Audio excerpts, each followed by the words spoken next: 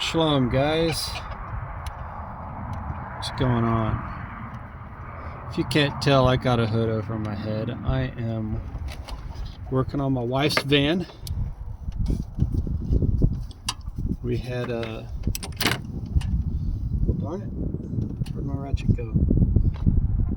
Of course, you know, it happens. You put a tool down, you forget where you put it.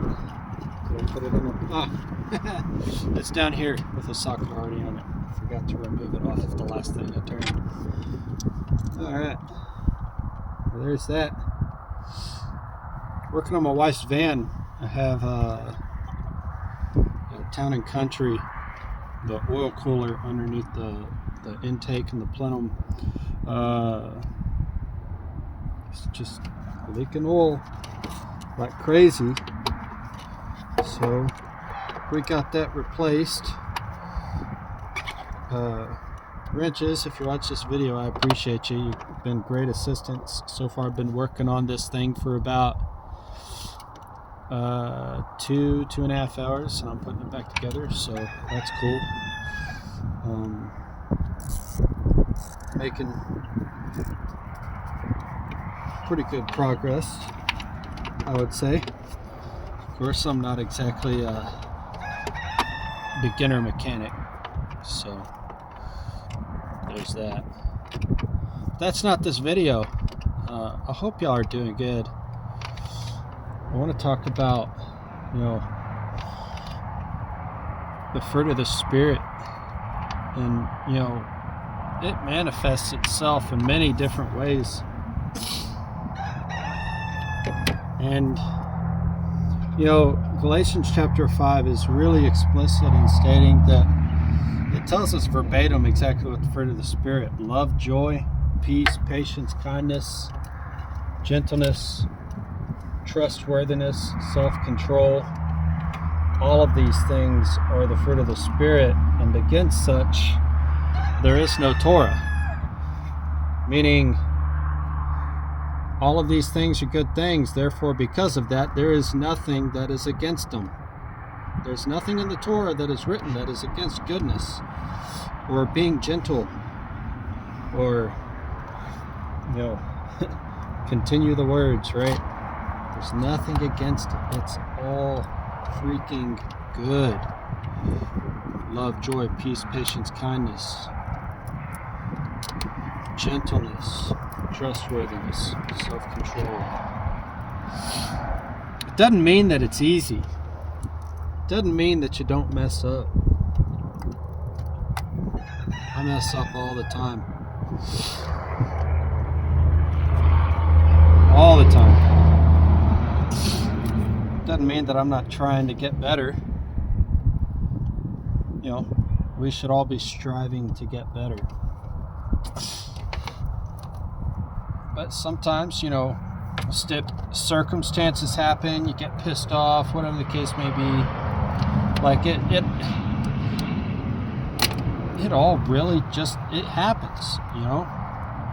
So it's important, you know, even when it's difficult, we should have grace with each other. We should be gentle with one another. We should provide the benefit of the doubt with one another, not assuming that somebody just automatically means ill against you or wrong against you, but maybe they're just having a hard time or something. You know, the truth of the matter is, stuff happens. Life happens to all of us. And you know, it really just comes down to, what are you going to choose, man? Are you going to choose to have a positive mental attitude? I'm talking to myself too, because it's difficult. It's hard sometimes to choose a positive mental attitude, especially when you're dealing with, you know, for example, another individual, you know, maybe responded poorly to you, or or something like that. You know, the fruit of the Spirit, I'm moving all this stuff and causing the camera to move too. The fruit of the Spirit, either way, regardless of how you look at it, is still necessary, and it is an active pursuit. It should be an active pursuit on all of our behalf to work and live and operate within the Spirit. It is necessary. Not easy by any means. Not easy. But, you know, sometimes we require the help of the Father. We require the help of the Spirit to exude that fruit.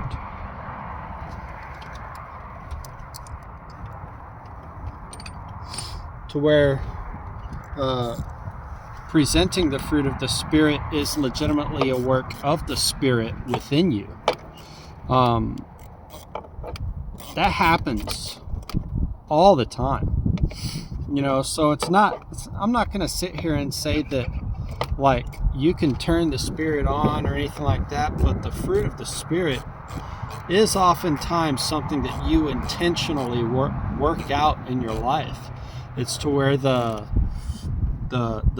Father has worked on you so much so that it's what you do. You portray fruit. You portray love and gentleness and kindness.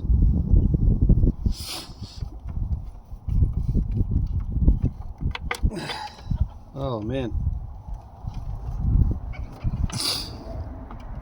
There we go. I think we're getting a little bit better here.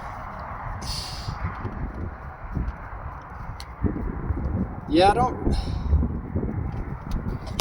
nothing really too big for the Spirit to handle within us. You know, if you think about it, what are the things that will prohibit the Spirit of moving on our behalf, or prohibit the Spirit from creating fruit within us? I would submit to you that a lot of that has to do with, you know, lack of time spent, you know, being in the presence of the Father. A lot of people think that, you know, just because you read the Word, oh well, I'm reading the Word, I'm pursuing the Father. Yeah, that's all well and good, but when's the last time you put the Word down and pursued Him simply for His presence, simply for His, you know, you just want to hear or feel something from Him? Not saying that, like, oh, we should be chasing an experience or anything like that, but it's like the idea of, Father, I just want to hear what you have to say to me for this situation. You know, how often do we make ourselves still enough to hear what the Spirit of the Father has to say to us? You know, and you think about it, oftentimes the Father's going to test you. He's going to be like, oh yeah, you say you want me, you say you desire me. How long are you willing to wait? Are you willing to pursue Him for 3 days straight, feeling nothing, hearing nothing, going through just complete and utter emptiness? Are you willing to endure that? Just at the test of the Father, to see how far you are willing to go to experience the abundance of His presence, to experience the fullness of His love and His compassion, and hear Him and feel Him speak over your life. A A lot of us don't do that enough. I know I don't. I'm convicted of it, even as I speak.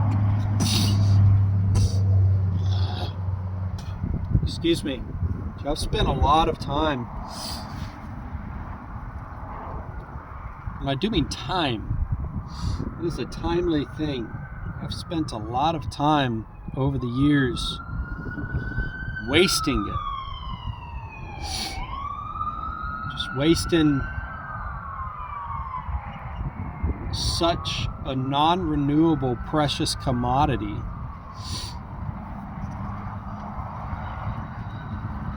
And for what? For money? Knowing good and well that the word legitimately says, seek first the kingdom of heaven and his righteousness, and all these things will be added unto you. Seek the presence of the Father. When's the last time that you actually dwelt in the shadow of the Almighty? That you actually let him, you actually allowed him to gather you under his wing the way a mother hen does to her chicks. It's that level that we're talking about.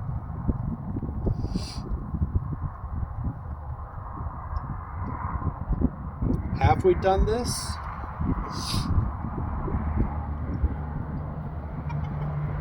Not enough. I don't pretend to say yes. I know I haven't enough. And the truth of the matter is, the more time, and I know it to be true, the more time that I spend not in the Word, though the Word is good, don't get me wrong on hearing this, but the more time that I spend seeking his face and pursuing him for the sake of relationship, the more time I spend doing that, the easier it is to operate in the Spirit, to see people in love, because I see how much the Father loves me. And that's something in and of itself. How often do we lose sight of loving your neighbor as yourself simply because we don't love ourselves? It's hard. Life is hard. I'm sorry about the sun and all of that. It's bright. Maybe it's just my future. I don't know. But what I am saying is, man, you gotta have grace for yourself.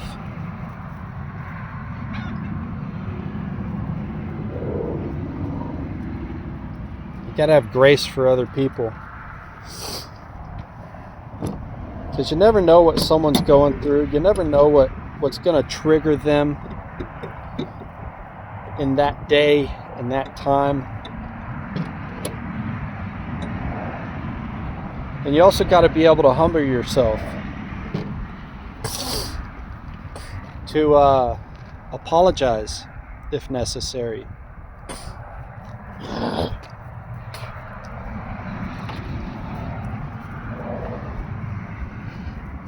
There's thoughts on my mind because it's fruit of the Spirit. It's operation in the Spirit. Love being the most prominent of all. Tongues will cease, healings will cease, prophecies will end. And in the end, you have faith, hope, and love, but the greatest of all of these is love. It's 1 Corinthians 13:13. The greatest of all things is love. And I'll leave you with that. Shalom.